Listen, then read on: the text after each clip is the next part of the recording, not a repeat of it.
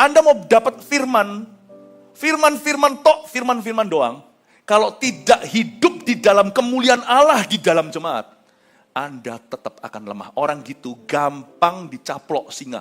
Anda lihat coba di Animal Planet, Discovery Channel dan sebagainya, singa itu selalu menargetkan wildebeest atau lembu-lembu Afrika yang kesasar sendirian.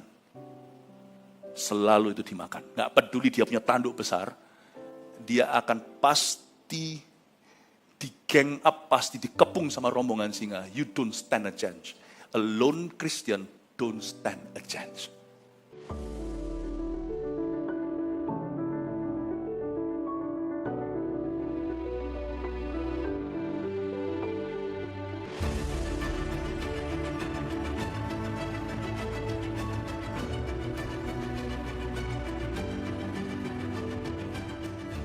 Sehingga kami mengerti betapa dalam, lebar, tinggi, dan panjangnya kasih-Mu. Tak seorang pun akan datang ke ibadah ini pulang sia-sia. Karena kami akan berjumpa dengan-Mu sekalipun mata jasmani kami tidak melihat-Mu.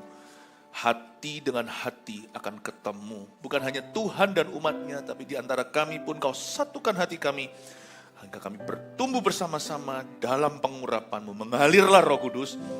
Sembunyikan hamba-Mu erat-erat di balik salib Yesus. Hamba-Mu siap untuk memberkati umat-Mu dengan firman yang hidup. Terima kasih Tuhan. Dalam nama Yesus, haleluya. Amin. Puji Tuhan, berikan tepuk tangan, shalom, shalom. Jangan duduk dulu, overflow ada orang ini. Saya mau welcome home untuk semua, termasuk yang tidak bisa di ruangan ini, harus di luar-luar, di foyer, sampai di mana, ada berapa tempat juga ya, semua diisi. Dengan umat tidak ada perbedaan waktu dan tempat. Kita semua di dalam hadirat, bukan tempat. In a presence, not in a place. Ya, sama-sama kita kasih welcome home untuk mereka yang nggak bisa di sini. Welcome home. Puji Tuhan. Waktu kita bersama-sama, kita nggak kerasa, kita merasa kuat.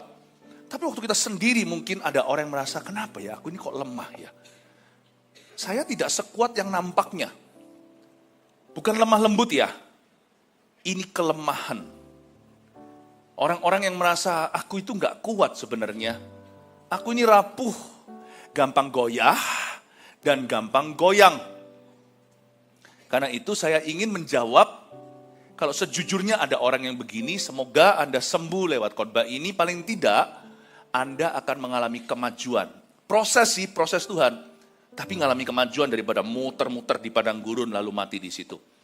Saya percaya firman ini akan memerdekakan. Kita akan baca ayatnya di Efesus pasal pertama ayat 15 sampai 23. Efesus adalah surat Paulus kepada gereja Efesus yang diisi oleh orang-orang Yunani. Surat-surat Paulus itu agak sulit untuk dimengerti, makanya dengan pengajaran seperti ini, dikupas firman ini, Anda akan lebih ngerti ayat-ayat firman. Saya bacakan dulu, ini diberi judul di Alkitab Indonesia, doa untuk pengertian tentang kemuliaan Kristus. Ayat 15, karena itu setelah aku mendengar tentang imanmu dalam Tuhan Yesus dan tentang kasihmu terhadap, maaf. Saya ini mungkin tadi kesini naik ferry terlalu pagi. Sorry ya, maaf ya. Ralat, yaitu di Efesus pasal 3 ayat 14 sampai 21. Iya betul. Efesus 3 ayat 14 sampai 21 di Alkitab kita diberi judul doa Paulus. Oke? Kita lihat ayat 14 sampai 21 bunyinya begini, itulah sebabnya aku sujud kepada Bapa, kata Paulus, yang daripadanya semua turunan yang di dalam sorga dan di atas bumi menerima namanya. Aku berdoa supaya ia menurut kekayaan kemuliaannya menguatkan dan meneguhkan kamu oleh rohnya di dalam batinmu, sehingga oleh imanmu Kristus diam di dalam hatimu, dan kamu berakar serta berdasar di dalam kasih. Aku berdoa supaya kamu bersama-sama dengan segala orang kudus dapat memahami betapa lebarnya dan panjangnya dan tingginya dan dalamnya kasih Kristus, dan dapat mengenal kasih itu sekalipun yang melampaui segala pengetahuan. Aku berdoa supaya kamu dipenuhi di dalam seluruh kepenuhan Allah. Bagi Dialah yang dapat melakukan jauh lebih banyak daripada yang kita doakan atau pikirkan, seperti yang ternyata dari kuasa yang bekerja di dalam kita. Mari kita baca sama-sama ayat terakhir, ayat 21, 1, 2, 3. Bagi dialah kemuliaan di dalam jemaat dan di dalam Kristus Yesus turun-temurun sampai selama-lamanya. Amin. Jangan lupa, topiknya adalah kenapa aku gampang lemah di dalam. Katakan seperti ini, ketika aku lemah, kuasanya sempurna. Katakan seperti itu. Ada lagunya kan, Don Moen pernah menulis, when I'm weak, I am actually strong. Tapi bagaimana, kuncinya di mana dari aku lemah jadi aku kuat itu, what's the key? Mana kunci? I wish I were stronger, mungkin beberapa berkata, pada waktu mengalami situasi tertentu, andai aku lebih kuat, aku lebih tabah. Aku ini orangnya gampang sekali down. Gimana caranya supaya aku itu nggak jadi orang yang dikit-dikit hilang damai sejahtera, dikit-dikit tercuri sukacita. Gak enak loh jadi orang gitu.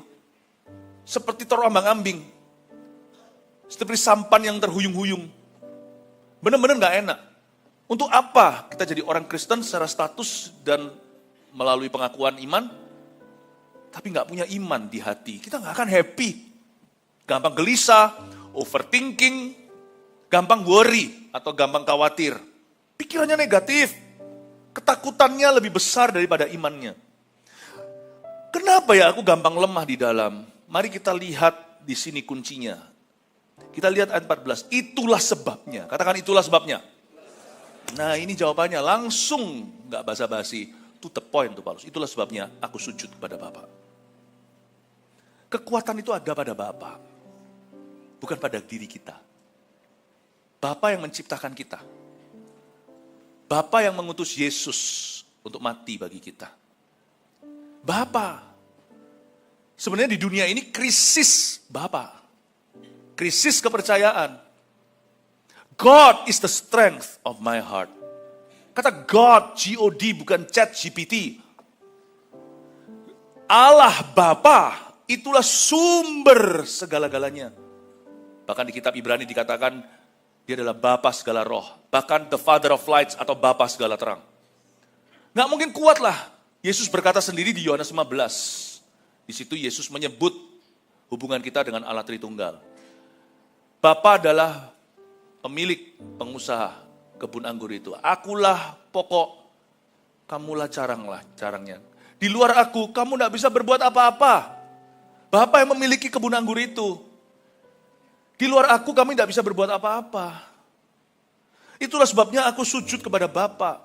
Orang yang tidak submit his life to God, yang tidak menundukkan diri kepada Bapa di sorga, susah rohaninya kuat. Kita seperti anak terlantar. Meskipun bergelimpangan harta juga tidak jaminan. Punya banyak koneksi juga bukanlah garansi. Pengetahuan kita tidak bisa menolong kita di hari-hari susah. Tapi relationship atau hubungan kita dengan Bapa itu yang akan menolong kita. Itu yang akan rescue. It will rescue you. Bahkan uang pun tidak bisa beli segalanya. Bisa beli banyak barang, banyak hal. Bisa juga beli kebahagiaan semu, kebahagiaan yang duniawi. Tapi ada waktu dan saat ketika uang tidak bisa menolongmu. Itu ada saat-saat itu. Tapi Bapa tidak pernah gagal. Itulah sebabnya aku sujud kepada Bapa. Di zaman seperti ini ya, orang kalau hidup tanpa Tuhan itu kasihan. Misalnya tiba-tiba dia sakit nih. Buyar semua cita-cita, semua harapannya. Ketika dokter memvonis ditemukan kanker di paru-parumu. Itu seperti ditampar. Bukan hanya dirinya, tapi seluruh keluarganya. Sedangkan kita yang beriman aja seperti itu akan terpukul kok. Tapi kita masih punya Tuhan. Kita nggak tahu apakah terjadi mujizat atau enggak, tapi paling tidak kita punya pegangan. Saya pernah ngalamin itu 2 tahun yang lalu. Tapi sungguhan loh, saya baru tahu betapa pentingnya iman di saat-saat demikian. Iman itu nggak kerasa waktu kita happy ya. Tapi waktu kita mengalami hal-hal begitu, iman itu segalanya. Waktu saya dengar itu, there is cancer, ada kanker di ginjal Anda. Saya dan istri saya di ruang dokter itu. Terpukul, tapi saya tenang. Sampai dokternya itu ngulang-ngulang berita itu, memastikan saya ngerti. Dia bilang, do you know what I've just told you? Saya bilang, I know doctor, I speak English. Bener-bener loh, iman kita itu janji keselamatan itu dahsyat. Tahu bahwa kita hidup mati itu di tangan Tuhan dan nama kita tertulis dalam kitab kehidupan itu ya. Meskipun kita terpukul, kita nggak takut. Mati nggak takut, hidup nggak takut. Saya tenang, saking tenangnya dokternya sampai heran. Dan pada waktu prosedur saya ingat, itu saya masuk tuh saya nggak ada perasaan nanti kalau nggak bangun gimana. Ya saya pikir untuk keluarga saya, tetapi saya tahu bahwa saya aman, ada Tuhan. Bangun itu ya, orang kalau ada habis anestesi ya, bangun sadar itu ya, itu pikiran pertamanya itu yang ada di hati. Langsung pertama-tama saya langsung berkata, Jesus I love you. Waktu saya bangun sadar. Sebab waktu saya belum pass out, waktu saya di bius itu, saya dengar dokter sama dokter-dokter dan suster itu pada bilang, mau makan apa? Chicken rice, chicken rice. Saya itu sempat nyeletuk, saya kan orangnya suka bercanda. I also want chicken rice. Lalu saya nggak ingat setelah itu, saya bangun lagi itu, Jesus I love you. Saya nggak bisa bayangkan, loh mujizat nggak mujizat itu nomor 2. Saya nggak bisa bayangkan, you terima berita seperti ini, nggak punya hubungan dengan Tuhan. Saya nggak bisa bayangkan. Saya nggak bisa bayangkan kalau itu bukan terjadi atas kita, tapi orang yang kita cinta. Kalau kita nggak punya Tuhan, lalu matilah. Setelah itu kita nggak punya kepastian, semoga diterima di samping Allah Maha Kuasa. Kita nggak ada lagi penasaran. Orang yang punya Tuhan, yang punya hubungan dengan Tuhan itu aman. Tidak berarti kita nggak punya masalah. Tidak berarti kita selalu diluputkan apa yang menimpa orang-orang dunia. Tetapi pasti berbeda. Goncangan ekonomi. Kalau kita nggak pegang janji Tuhan, celaka. Banyak orang pun akan lompat dari loteng yang tinggi. Banyak orang memikirkan bagaimana caranya mengakhiri, bahkan mengakhiri hidupnya. Di zaman seperti ini yang gak menentu, gak punya Tuhan itu orang yang paling kasihan, bahkan paling konyol. Paling silly. Tuhan bukan halusinasi, He is real, Dia nyata. Bangunlah hubungan yang real pula dengan Dia, jangan beragama Kristen saja. Jangan sama Tuhan itu demi agama. Kalau kita bangun hubungan dengan Tuhan itu demi Tuhan. Itulah sebabnya aku sujud kepada Bapa. Kenapa kita jadi orang Kristen? Pikirkan. Karena aku mau kenal Bapa. Aku mau sujud kepadanya. Aku ingin Dia pegang kendali atas hidupku. Di luar Dia aku tidak bisa berbuat apa-apa. Itulah sebabnya I need you. Sama Tuhan itu jangan hanya berkata I love you. Kita harus terus ingatkan diri sendiri. Ucapkan kalimat ini, Lord, Father, I need thee. I need thee, Lord. I need thee. Every hour I need thee. Oh, bless me now, my Savior. I've come to thee. Setiap jam ya Tuhan, di Kau ku perlukan. Ku datang juru selamat, berkatilah. Ditinggal pacar, untung ada Tuhan. Sedih sih sedih, terpukul sekali, tapi aku tahu ini belum game over. Di PHK pekerjaan, untung aku punya Tuhan. Aku masih bisa berdoa. Berilah padaku rezekiku hari ini, makananku secukupnya. Bayangin kalau kita hidup tanpa Tuhan itu berarti hidup tanpa pengharapan. Kenapa kita itu gampang lemah? Karena kita gak melekat pada sumbernya. Karena kita tidak attached to the source. Suatu hari, saya bodoh sekali. Cetak, gak bisa. Tiba-tiba istri saya, gampang aja. Gini loh yang, jelek. Nyala chargernya. Ternyata gak dicolokin. Makanya usaha kita itu sia-sia. Karena kita gak melekat pada sumbernya. Meskipun setelah kita colokin itu gak tentu terus langsung penuh. Tapi kita harus colokin dulu. Ini bahasa Ibrani yang penting nih, colok. Colokin hidupmu ke Tuhan. Tidak menjamin bahwa ketika hujan, jemuran Anda tetap kering, tetangga semuanya basah, lu orang fasik. Basah pula. Cepat ambil jemurannya. Tapi tapi kita sekalipun jemuran basah juga nggak kiamat tuh dunia. Apa yang hilang bisa dicari lagi, nggak apa-apa. Kita punya Tuhan itu, kita punya tujuan. Kita punya kehidupan kekal. Colokin tuh. Ternyata cetak-cetak juga percuma.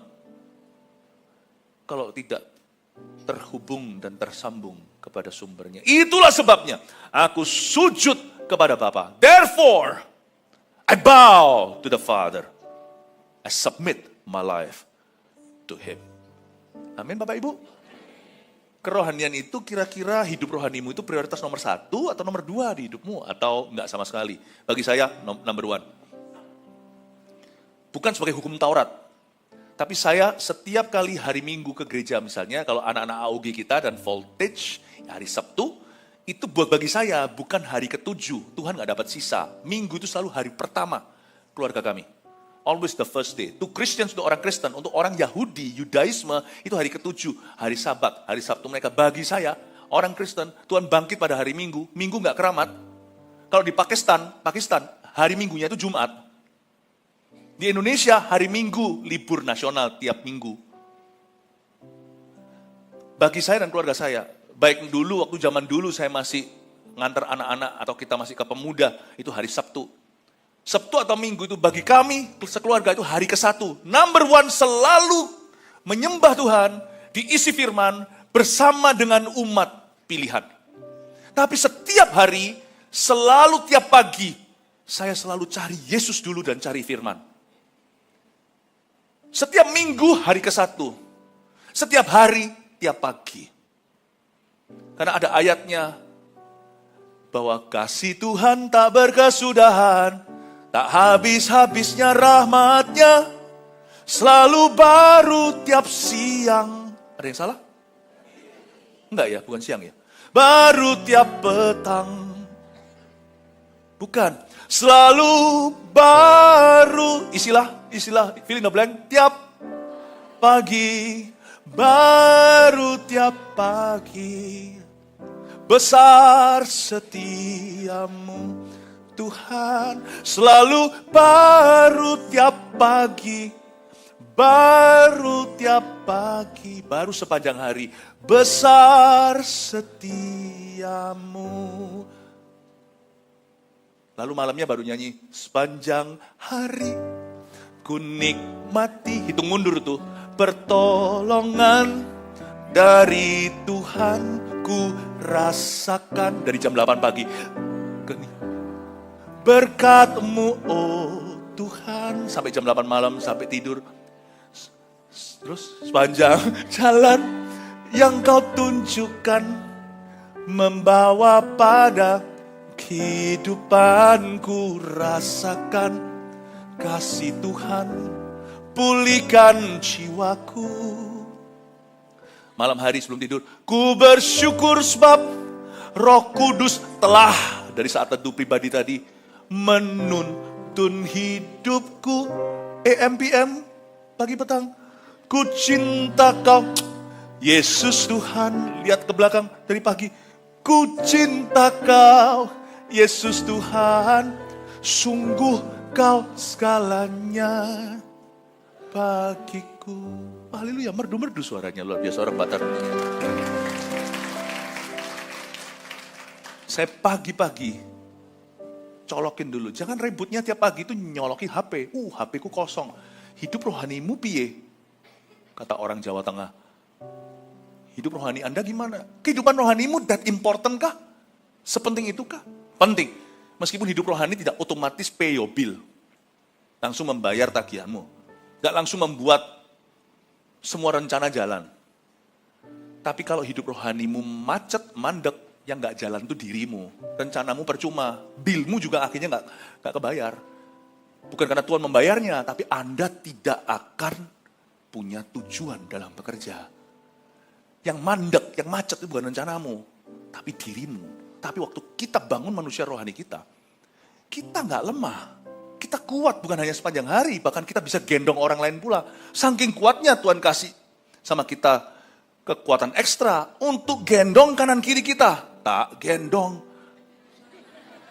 Kok tahu sih lagu-lagu begini yang sia-sia?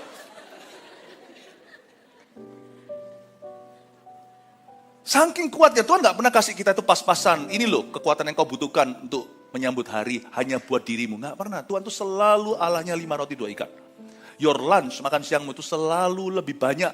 Bisa beri makan lebih banyak orang daripada yang kau kira. Kau kira hanya kau yang makan high roti boy?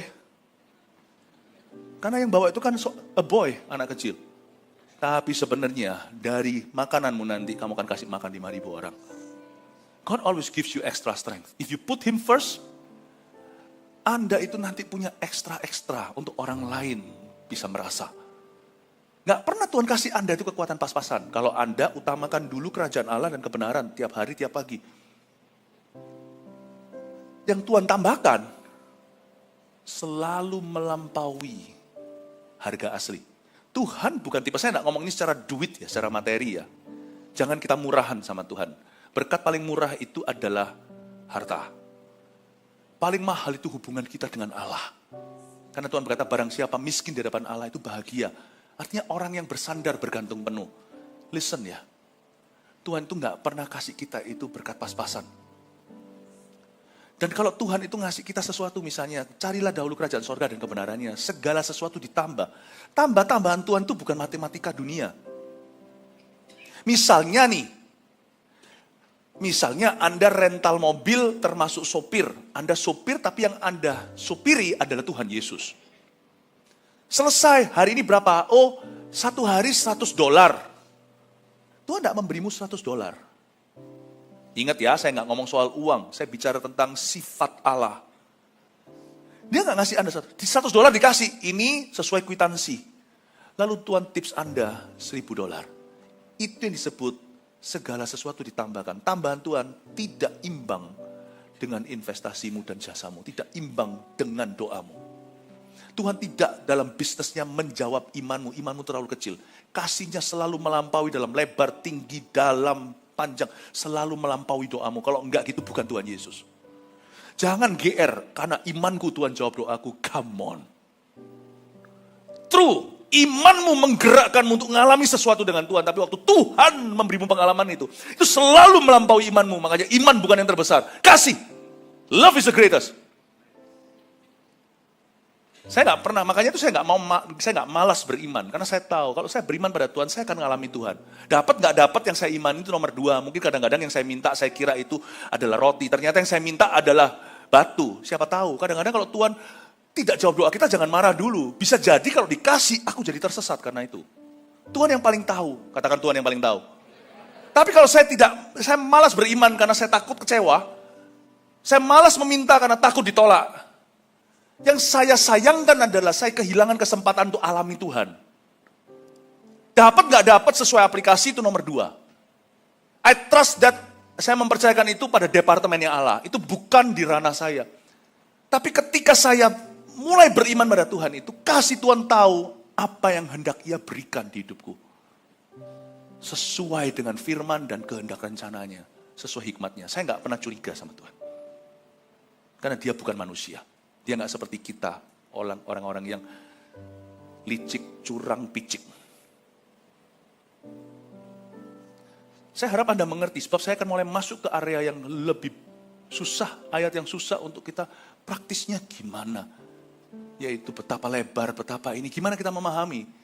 Bahkan ini itu harus bicara tentang misteri hati Bapa. Semoga saya bisa taruh cookie itu di shelf atau berada di rak yang paling bawah. Sehingga semua orang Kristen yang paling baru bisa ambil dengan mudah. Semoga lewat khotbah ini, Anda jadi bisa melihat sedikit Bapa itu seperti apa. Amin.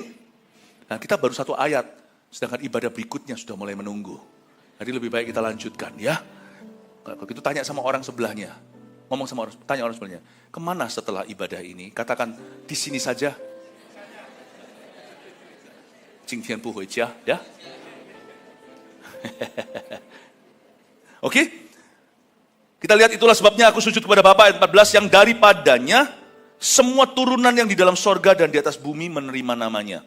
Aku berdoa supaya ia menurut kekayaan kemuliaannya menguatkan dan meneguhkan kamu oleh rohnya di dalam batinmu. Katakan menguatkan dan meneguhkan oleh rohnya dalam batin kita. Oke, kenapa aku gampang lemah di dalam. Minta sama Tuhan satu karunia. Karunia ini tidak akan ada lagi waktu kita di sorga. Sama dengan nubuat, dikatakan prophecies will cease. Nubuatan akan sirna, akan menyusut dan sirna. Tapi bukan di akhir zaman, justru kita butuh nubuatan. Tapi di sorga. Satu karunia lagi, karena karunia ini penuh dengan unfolding atau menyatakan misteri. Bukan hanya misteri Kristus, banyak hal tentang Kristus tidak perlu misteri lagi, sudah di dalam Injil. Jangan aneh-aneh, jangan ngeroh. Kalau ada orang berkata, aku dapat pewahyuan baru yang belum ditulis sama Alkitab, tinggalkan orang itu. If anything is news, probably false. Oke? Misteri ini maksudnya misteri kehidupanmu. Karena kita ini belum tahu, karena manusia tidak tahu masa depannya. How do you pray for your future, let alone someone else's? Bagaimana kita berdoa bagi masa depan kita sendiri, apalagi doain untuk masa depan orang lain. Kita butuh karunia. Karena kalau kita berdasar akal budi, doanya begini. Contoh doa untuk papa mama. Orang tua saya, puji Tuhan hari ini sehat-sehat. Beliau berdua berusia sama, yaitu umur 81. 1945, ini 2026, 81 tahun. Tentunya kalau sebagai anak doa pasti goodwill lah ya. Lalu apa bedanya doa dengan tiup kuetar? Ya, happy birthday to you, make a wish. Doa kita nggak lebih tinggi daripada making a wish. Kalau kita doa hanya berdasar hemat akal budi manusiawi. Doanya apa sih buat orang tua? Kasih panjang umur. Siapa yang doain gitu? Kesehatan, kebahagiaan. Tanpa kita bisa definisi lebih eksplisit lagi. Sedangkan mesin hospital aja ada berapa slice MRI atau CT scan. Kita doanya kok gitu-gitu aja? Kok umum sekali seperti penyembah berhala? Bahagia itu apa? Do you know their heart struggle? Ataukah Anda sekarang mereka mikirkan apa? Susah. Kalau mereka sharing sama kita, nggak tentu mereka mau, bisa malu. Atau mereka tidak mau merepotkan kita. Gimana dong doanya? Panjang umur, tubuh sehat. Kebahagiaan, papa mama udah pensiun. Nggak relevan lagi doain pekerjaan. Apa ya? Saya bersyukur untuk karunia ini. Karena waktu kita berdoa, kita berkata kepada Allah. Roma katakan, dalam keluhan tak terucapkan. Dan waktu kita berdoa dengan karunia ini, mumpung belum di sorga. Karena di sorga nanti nggak ada misteri lagi. Nggak ada misteri kehidupan. Kita akan masuk dalam alam kemahatauan Allah. Meskipun kita tidak jadi maha tahu seperti Tuhan. Tapi kita tidak lagi bertanya-tanya. Tidak perlu ada nubuatan lagi kalau semua udah jelas kita melihat dia muka dengan muka. Tapi sementara di bumi, we need this. Belum lagi mendoakan orang lain, doain diri kita sendiri, paling-paling doain sesuai rencana. Tahukah Anda apa yang menjatuhkan? Dan apa yang paling menggembirakan itu seringkali terjadi di luar rencana kita. Faktor tak terduga itu mengambil peran hebat di dalam kehidupan setiap kita, baik dalam bisnis, di dunia. Siapa ngerti soal pandemi kemarin, boom terjadi. You're just not ready. Saya bersyukur untuk karunia ini. Karunia ini ada hubungannya dengan ayat yang kita baca. Aku berdoa supaya ia menurut kekayaan kemuliaannya, bukan menurut hemat atau menurut hikmatmu. Menurut kekayaan kemuliaan itu bicara tentang the richness of his glory. Dalam kemahatauan maha kuasaan Allah. Menguatkan, ditransfer, meneguhkan kamu oleh rohnya, huruf besar oleh roh kudusnya di dalam batinmu.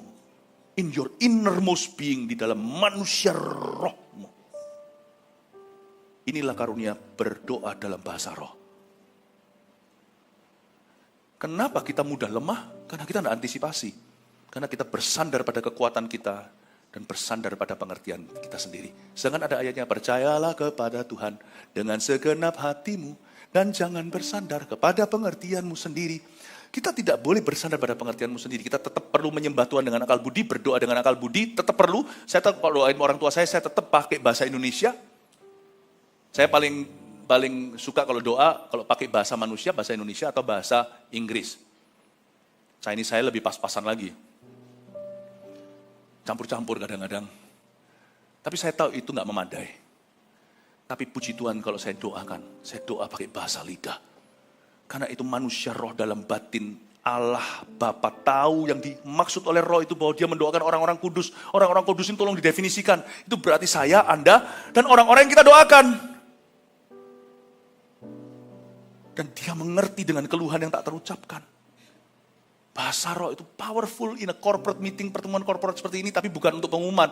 Misalnya tadi, Pastor Suwandi, gembala kita di GMS Batam, pas pengumuman tadi, pegang buku, pengumuman tadi tentang Israel, lalu pakai bahasa roh, semua orang kan bilang, are we crazy? Apakah kita gila?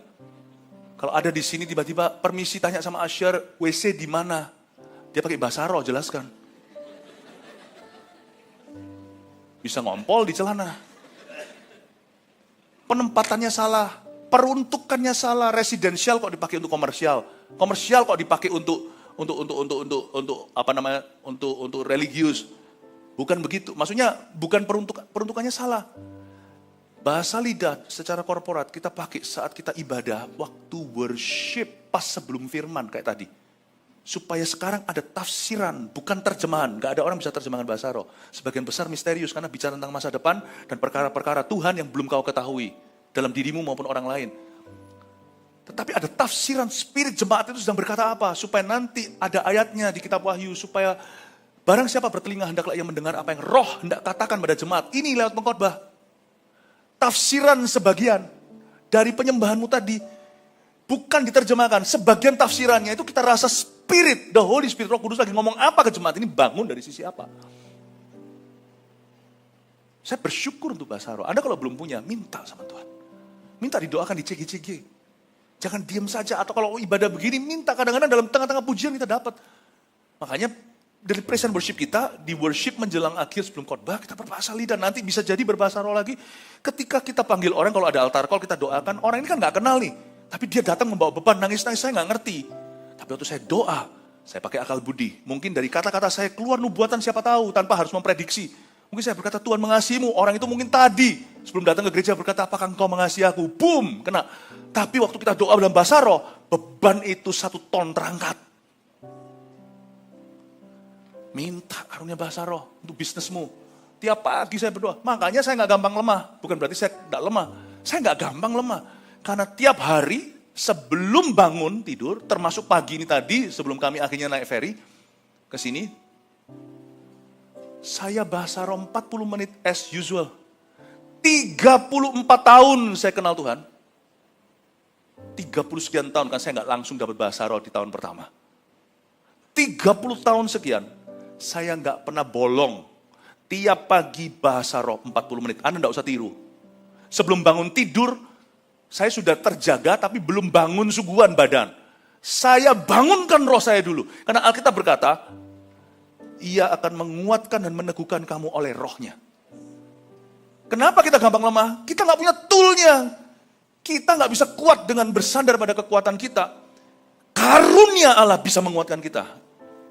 Dia menguatkan dan meneguhkan kita oleh rohnya. Bukan hanya bahasa roh, tapi bahasa roh itu adalah vehicle-nya. Karunia kendaraannya. Berbahasa roh lah. Tapi sekarang kan dilemahkan. Gereja-gereja pada menyuarakan gak usah bahasa roh. Ya terserah, itu preferensi. Not this church. GMS akan berbahasa roh sampai kita mati. Sampai Tuhan datang kembali. Sesuatu yang mulia kalau mau di-courting, ngapain? Yang perlu di-courting itu manusia dosa. Kekacauan, ketidaktertiban. Siapa bilang kita gak tertib waktu kita berbahasa roh, kita juga tertib? Tapi setiap orang berbicara kepada Tuhan. We need this gift more than ever. More than ever. Karena this gift is beautiful. Mumpung masih ada. Bukan yang terbesar, tapi ini penting sekali. Kita perlu dikuatkan oleh rohnya. Sehingga oleh imanmu, Kristus diam di dalam hatimu dan kamu berakar serta berdasar dalam kasih ayat 17. Ya lemahlah, salah makan. Coba Anda lihat ya. Sehingga oleh imanmu, Kristus diam dalam hatimu. Katakan oleh iman, Kristus diam. Di hati, katakan oleh iman, Kristus diam di hati. Nah, iman timbul dari apa? Iman timbul dari makan kue tiaw? Enggak, tapi meskipun demikian ada orang yang percaya loh. Sebelum makan kue tiaw gitu ya, Kita semua berdoa. Ya, tapi nggak apa-apa, jangan ketawa loh orang doa begitu ya. Karena doa makan adalah doa yang paling lugu. Tapi itu pun kita bisa lebih efektif dalam berdoa. Kita bisa berdoa gini, Tuhan Yesus terima kasih untuk makan minuman ini. Dan aku berdoa supaya dia menjadi kekuatan bagi tubuh jasmani kami dan menjadi kekuatan jasmani dan rohani kami. Itu doa yang benar, tapi juga salah. Kue tiaw kok bisa jadi kekuatan rohani itu gimana? Sebab iman timbul dari pendengaran firman, bukan makan kue tiaw. Makanannya adalah firman. Kalau kita makan gula, kalau kita minum, dia masuk ke saluran berbeda di tubuh kita. Cairan beda di prosesnya. Ya kan? Makanya itu yang suka makan energy drink, kata dokter, itu merusak ginjal. Tapi kalau kita makan sambal, padahal kita nggak kuat, itu ngantemnya ke pencernaan. Asam lambung keluar dari hal yang berbeda lagi kalau sukanya sebelum tidur makan berat. Ya misalnya, ini pengetahuan umum ya. Maksud saya apa? Setiap hal itu ada jalurnya. Anda makan makanan jasmani, besok keluar di jamban. Kalau nggak keluar, Anda perlu ke rumah sakit kalau 1 minggu.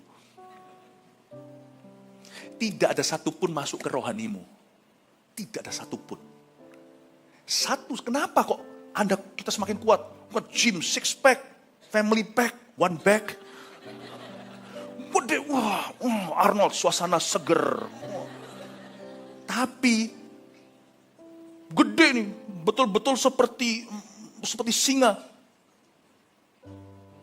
Tapi, kalau kena masalah hidup, Hello Kitty. Kok bisa minumnya protein, bubuk-bubuk itu nggak kena ke iman, tapi nggak pernah baca Alkitab. Saya nggak bahas lagi ya. Kalau Anda pilih-pilih Alkitab, nggak pernah selesaiin Alkitab, kejadian wahyu, pasti nanti tebang pilih ada ayat-ayat yang hilang. Itu berarti ada satu dimensi rohanimu hilang karena nggak pernah ketemu ayat-ayat itu, karena nggak keburu, selalu ketemu ayat-ayat emas doang. Nah, saya nggak akan ulang. Anda dengarkan ibadah sebelumnya, karena semua ini pewahyuan-pewahyuan yang dikupas nggak bisa terulangi. Karena dia nggak makan firman, nggak baca Alkitab.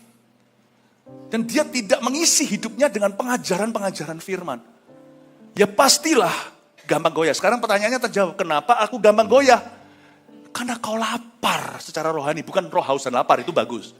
Kau lapar, bukan roh haus dan lapar, kau kelaparan. Kelaparan firman. How could you be strong then, my friend? If you don't eat. Tapi, Pastor Philip.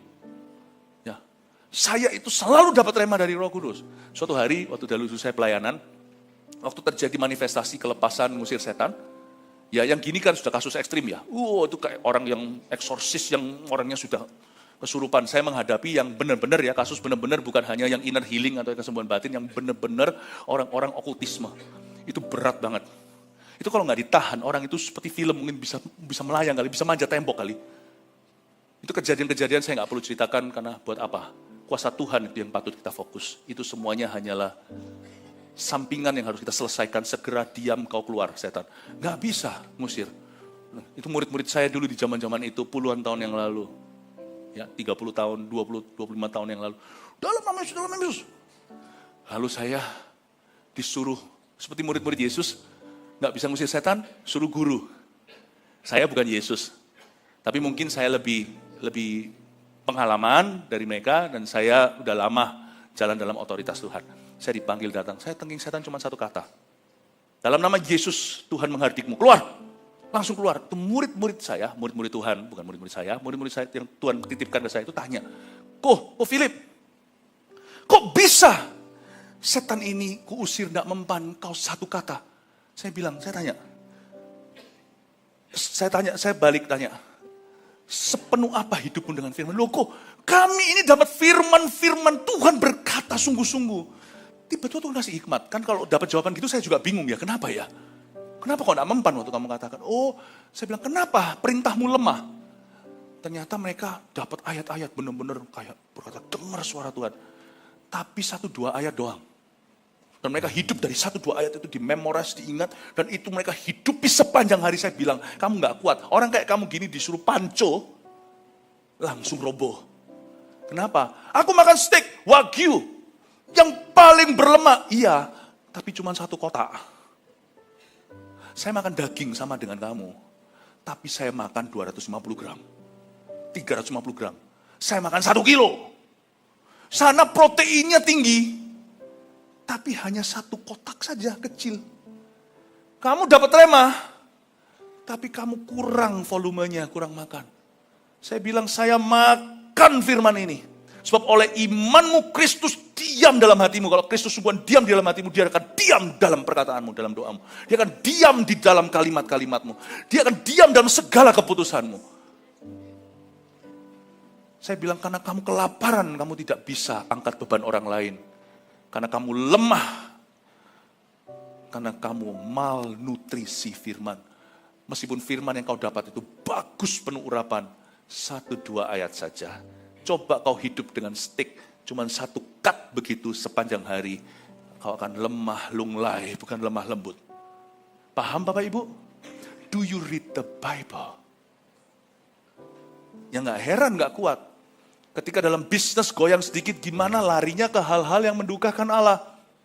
Nanti waktu sukses dengan teman-teman, diajak rusak bisa.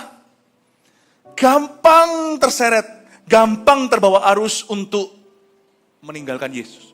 Kenapa ya orang itu? Kok bisa gampang, mudah sekali terbawa? Ya karena tanahnya tipis, ditaburi apapun dia happy di depan, matahari terik, terjadi penganiayaan akan firman itu, atau orang lain menghimpitnya seperti semak belukar, mati itu bijinya. You're not serious with the word of God. How can you grow? Berapa orang yang datang ke gereja hanya sekedar ecek-ecek kaki saja. How can you be a strong Christian in your world? Gimana jadi orang Kristen yang kuat di dalam duniamu? Dengan cepat, saya sudah mau selesai.